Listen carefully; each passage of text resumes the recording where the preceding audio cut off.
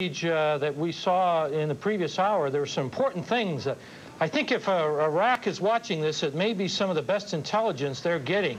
It showed abandoned Iraqi artillery positions. That's a very important piece of intelligence that Baghdad ought to pay attention to. The troops...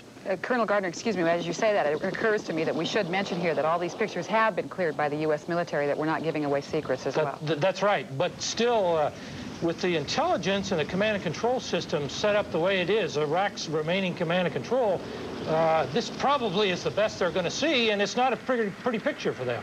But also notice the openness of the terrain. So the earlier reports today that some of the Iraqis were actually taking their tanks and moving out to do battle, you cannot expect those Iraqi tanks to get too far before they're taken under heavy fire by air as well as our land forces. They're right there. Those are the abandoned positions. That's not a position that has been overrun. That's a position that has been abandoned by its occupants. All right, and then we'll be getting a look at our next set of pictures, and this is smoke that's coming up from some of the oil fields that have been set on fire. Well, that has long-term economic significance in terms of how Kuwait and Saudi Arabia and the coalition are going to work out the post-war situation in terms of reparations. But on the battlefield, as you can see, it is not affecting the battlefield that much. Two other things about these pictures. One of them is you can only move like this in the open if you have air superiority. Clear indication of the kinds of things that come from that. The second thing is the speed, I think, is important. They're not moving particularly fast for high-speed offensive operations. That suggests to me that we are, in fact, being very careful as we move forward. But even at slow speed, Sam, since the battlefield is very small, it's only 40 or 50 miles from the jump-off point to Kuwait City, and it's only about 100 miles to where the Republican Guards are, you have to expect that as we're talking, even as we're talking, our battle positions are probably right outside Kuwait City, and most likely there is an engagement ongoing right now with the Republican Guards.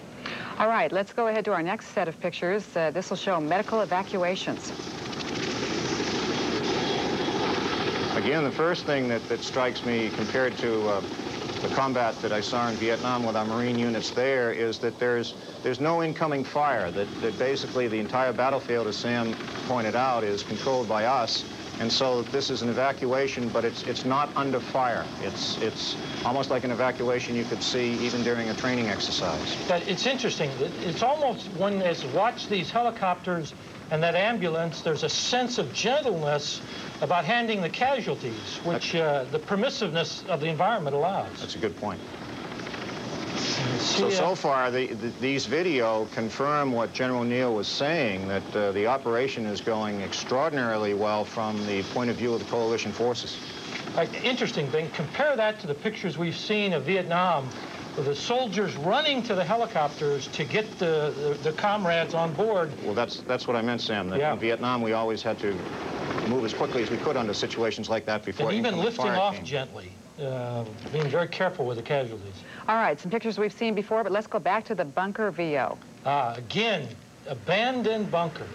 If Iraq is watching, this ought to be a very important picture for them. That's not an army that's defending. That's right. It indicates that when they had a choice, they chose to flee. There, however, is a bunker that looks like it was hit. I'd say it was hit direct on. Yeah. What's that gentleman that we just went by? Did you have a chance to see that? It looks like a little cap at the top there. I didn't see that, Donna. Okay. Here's another mortar position. There's a mortar that they simply set up and then just left. This does not look like... This particular unit obviously did not want to fight. They wanted to get out of there as fast as they could. The other thing, Bing, is those are well-prepared positions. You can see why a portion of the Iraqi army survived the air attacks. Those are well-prepared positions. Yes, clearly they were deeply dug in, which also indicates that although air can do a lot, in the end, if you're in a battle such as this, you have to move in with the land forces. Air cannot do it all. All right, let me ask both of you just one quick question to conclude here. There was talk this morning that things were going so well that the campaign would be accelerated. Do you see that happening? Colonel Gardner, you first, please. Well, I don't think that the campaign has a schedule at this point. It has two objectives, as Bing and I have talked about. One of the objectives is Kuwait City. The other one, and the primary one at this point, is probably to get there and destroy the Republican Guard. All right. So basically, if you look at it on a map, here's limited resistance from the Iraqi forces They say the Iraqis' only success so far is on the terrorism front. Allied commanders report more than 20,000 Iraqi POWs rounded up since the start of the ground offensive. They confirm more than 270 Iraqi tanks destroyed in the first hours of the ground campaign, including 35 of the top-of-the-line Soviet T-72s. At least 1,300 U.S. air support missions have been flown to reinforce the ground assault. 4 U.S. aircraft reported lost in the effort.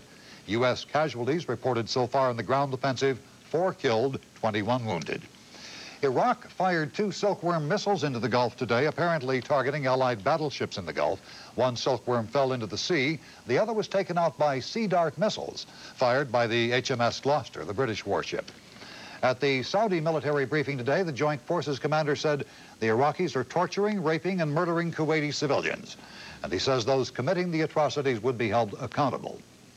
We warn all who have taken part in the many crimes against innocent civilians in Kuwait, whether by rape, murdered, or tortured, that they will be held responsible before an international court of justice and will be treated as criminals of war. We saw Iraqi tanks and Iraqi trucks burned out shells scattered along the highway. We saw the caps of landmines, thousands of them, poking up through the sand. We did not see any bodies out in the desert, but that is not necessarily an indication of casualties. It could be that the Iraqis either retreated hastily or surrendered hastily. We did see more than 100 Iraqi prisoners of war. They were gathered and brought to a spot on a highway. They were processed and questioned, herded into groups. They carried an expression of resignation and relief. They appeared to, in their eyes, not have it in their hearts to fight the mother of all battles that Saddam Hussein had asked them to wage. And after several hours, they were herded into buses and driven out to Point South in Saudi Arabia. We also saw, heading north, long columns of armored vehicles carrying Kuwaiti and Saudi troops. They smiled at us, they waved, and they flashed the victory sign. Today is Kuwait's Independence Day, and the Kuwaiti tanks, of course, were proudly displaying their country's colors, and one was also flying the Stars and Stripes of the United States. We wouldn't want to paint too rosy a picture based on what we saw today in this one territory in southeastern Kuwait. We know that there are reports that the Republican Guard, Saddam Hussein's elite force in the northwestern area of Kuwait and into the southern flank of Iraq, may be staging a counteroffensive at this time, and certainly those troops would carry more of a punch than those we saw today.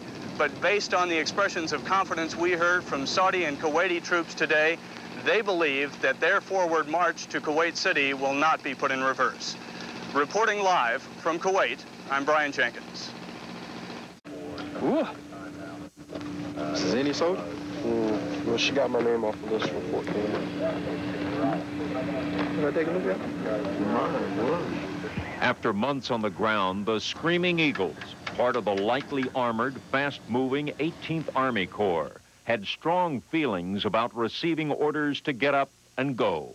I'm glad we're going in. It's finally maybe a step in going home. Are you scared? Naturally. Of course. I'd be worried if I wasn't a little bit. Got enough to concentrate on with all the planning, routes, and trying to hit your times and stuff like that. I'm concentrating more on that than, you know, the actual enemy threat. I know that the threat's there, but I kind of push that in the back of my mind, just try to concentrate on what my job is. Feeling good? Ready to go home? Well, if I actually get to see Saddam, I may have a couple things to say to him. What are you going to do in that? Kick ass and take names and go home. Chaplain, how do you feel about accompanying these men inside Iraq today? A bit nervous, confident, happy that it's finally getting to the point where we can get this over with and go home. My guys have been here 5 months. We're ready to go. We're ready to do it. I'm confident in the Lord's protection. U.S. Army officers now say the 101st move into Iraq was the biggest helicopter operation in military history. On their agenda, helping to establish a tough Allied toehold in territory held by the Iraqis.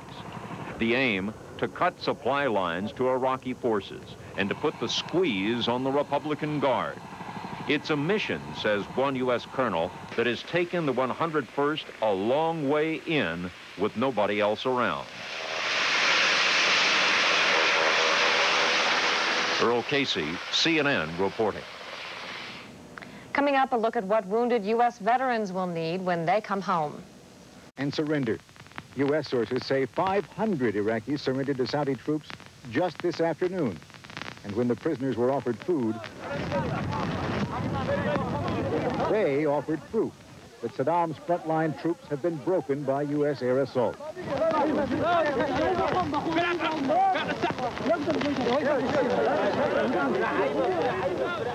But it is not the shortage of food and water that drove this lieutenant colonel to join his men in giving up.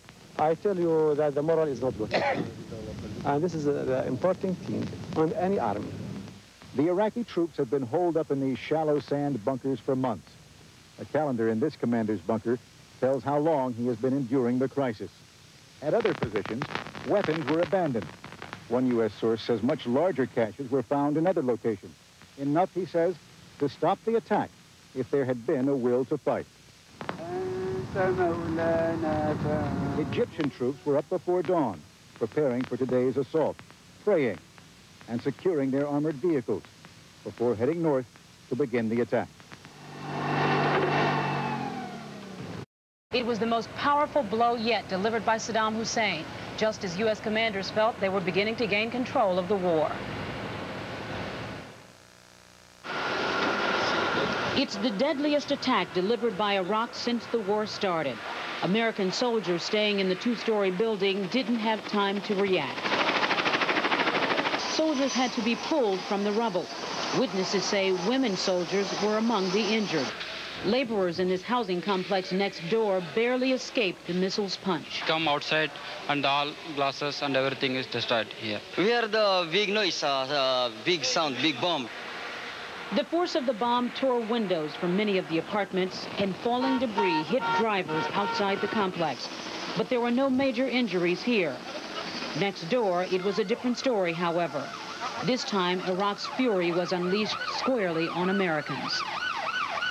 Now, tonight's attack gives new intensity to Saddam Hussein's threats in this war. As we were putting together this report, there was another air raid, and a lot of journalists who have become a little relaxed about these Scud raids ran for cover, Tom. Or at least looked at the skies with a good deal more care. I can say that. Thank you very much, Deborah Robertson, for that report on what happened here in Dhahran. 12 killed and 40 are missing. Ironically, so far only 4 Americans have been killed in combat and 21 wounded since the ground offensive began north of here in Kuwait and in Iraq. It is a long way, but it is a short trip from the battlefield to military